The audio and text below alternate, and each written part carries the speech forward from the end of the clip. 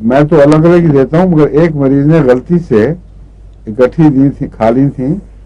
اور میں حیران ہو گیا پڑھ کے کہ وہ ایک ضدی سورائسس اس کا بالکل ٹھیک ہو گیا. حالانکہ سورائسس میں مجھے سب سے زیادہ مشکل پیش آتی ہے ٹھیک کرنے میں، مگر اس نے مجھے لکھا کہ آپ نے مجھے سورائنم اور سلفر تجویز کی تھی،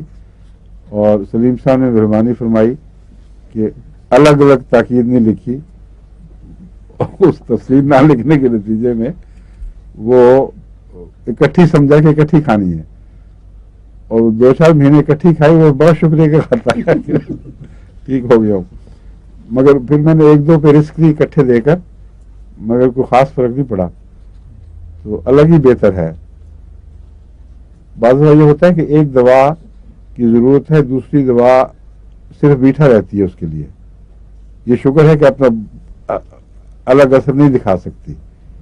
تو یا وہ سلفر کا کیس تھا یا وہ سورائنم کا کیس تھا، اس دوا نے اثر دکھایا ہوگا. ملانا ٹھیک نہیں، خاص طور پر جو اونچی طاقت ہے اس میں بعض دفعہ اگر دونوں لڑ پڑیں آپس میں تو اصل بیماری کو فائدہ پہنچانے کی بجائے الٹ پلٹ علامتیں ظاہر کر دیتی ہیں.